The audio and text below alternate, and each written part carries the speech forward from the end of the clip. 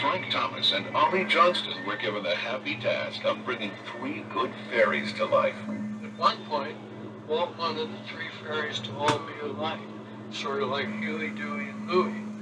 And we thought, like, that's not going to be any fun. So we started figuring it out the other way and worked on how we could develop them into special personalities.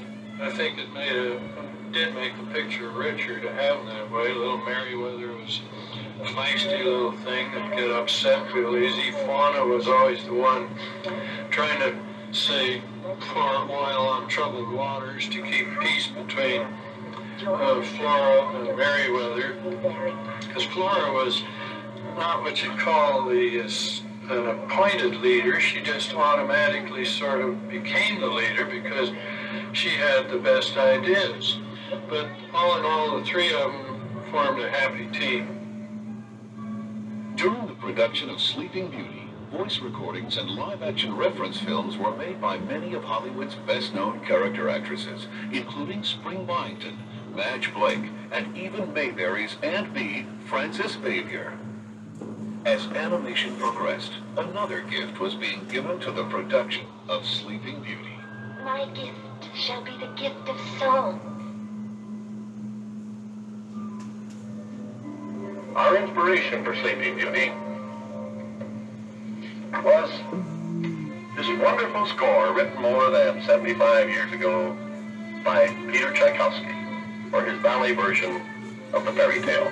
Bringing much of this music to life was a lovely young singer whose performance as both the singing and speaking voice of Sleeping Beauty was the beginning of her career as a star of the international opera stage. They had searched for a voice for Sleeping Beauty for 3 years, and I feel that probably the reason Walt Disney chose me to sing the part of the Princess Aurora was because I could easily negotiate my voice in the high register.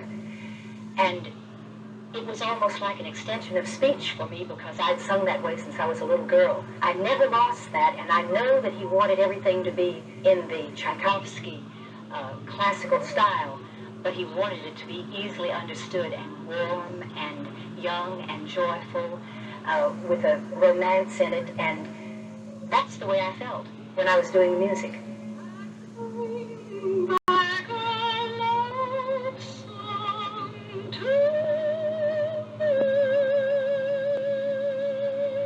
Because of its strong reliance on classical music, Sleeping Beauty was recorded in state-of-the-art stereophonic sound. Similarly, its magnificent art and epic scope led to the decision to film Sleeping Beauty in the widescreen 70mm format. Sleeping Beauty is the first full-length animated feature photographed in what we call Technorama 70. Previous features like Snow White, Pinocchio, and Cinderella were made for the standard-size theater screen. So they were shot on 35mm film like this. But Sleeping Beauty was filmed in Technorama 70 like this. That meant that all of our artwork, backgrounds, paintings had to be larger and more detailed. All of these special processes and meticulous attention to detail had a cost, not just in money, but in the time it took to produce Sleeping Beauty.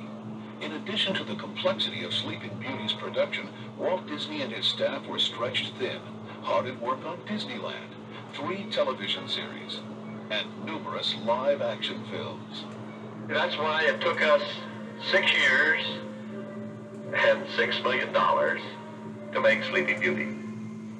But to us, it was worth it. I mean, at every stage, at every step, this film was going to be different.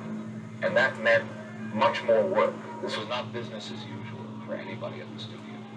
The picture was in animation longer than any picture I'd ever worked on, and since then either. It was so complex in its design statement that normally a background for a film might take a day or 2.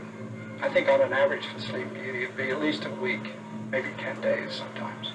For myself, it was wonderful. I got to paint most of the production backgrounds of the whole picture, where it never could have been that way if it had been rushed. Sleeping Beauty premiered in the era of epic movies like Ben-Hur. But as was the case with many other epics, Sleeping Beauty was a gamble. Since it first opened, however, Sleeping Beauty has become one of the most financially successful films released in 1959, second only to Ben-Hur. And Sleeping Beauty has influenced a whole new generation of young people who have become the leaders of today's Walt Disney feature animation. I think it's something that our current generation of animators have taken greatly to heart in trying to make our current films stylistically and graphically as different from one another as we can. It's a level of craftsmanship to which we can all still aspire. Sleeping Beauty is certainly ranks right there among the top most influential graphic films in the Disney canon. In my family, ever since I was 5 years old, I was known as the guy who wants to work at Disney, so we know who to blame. It's Sleeping Beauty and all those brilliant designers, and it's Disney at its best. Little did I know Sleeping Beauty would be the film that would keep me in contact with young people. When I'm talking to young people, tell them to hold on to their dreams, work very hard. I was very lucky and so fortunate. It was a once upon a dream, and I loved every minute of it.